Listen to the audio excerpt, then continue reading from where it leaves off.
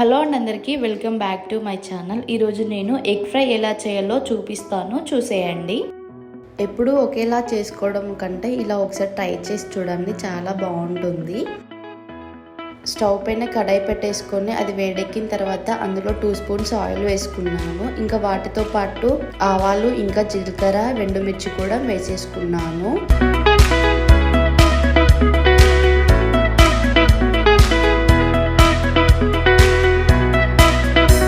ఇక్కడ నేను 3 medium size ఆనియన్స్ని చిన్న ముక్కలుగా కట్ చేసుకొని వేసుకున్నాను. అందులోనే 3 పచ్చిమిర్చిని చిన్న ముక్కలుగా కట్ చేసి వేసుకున్నాను. ఆనియన్స్ తొందరగా ఉడకాలని చెప్పేసి ఇక్కడ నేను కొంచెం సాల్ట్ వేసుకున్నాను.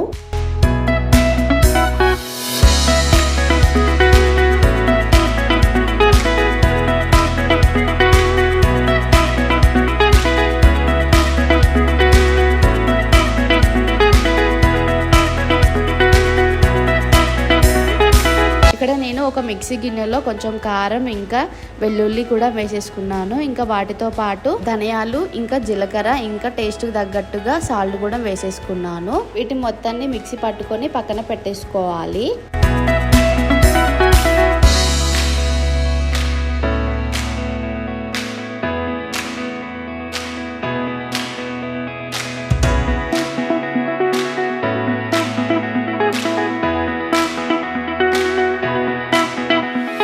ఇక్కడ నేను కొంచెం కరివేపాకు కూడా వేసేసాను.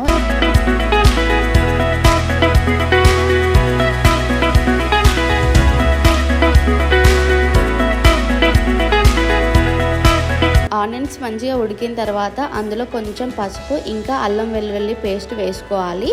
ఆ మొత్తాన్ని ఒకసారి కలిపేసుకుందాం.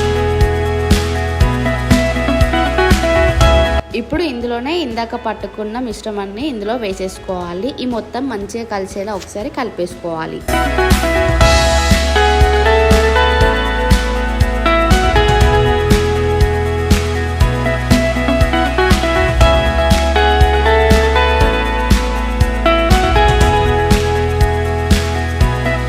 నేను ముందే ఎగ్స్ని బాయిల్ చేసి పక్కన పెట్టేసుకున్నాను. వాటిని ఇందులో వేస్తున్నాను.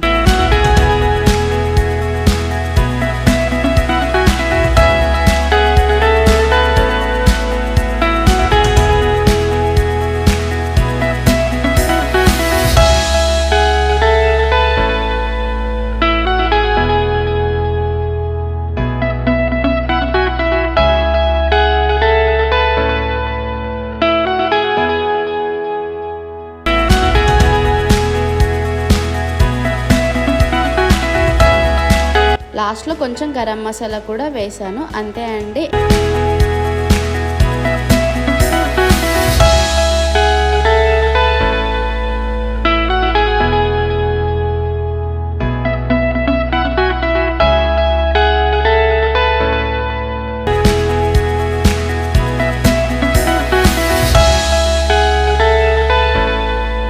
కొంచెం కొత్తిమీర కూడా వేసేసుకుంటే మన ఎగ్ ఫ్రై రెడీ అయిపోయినట్టే.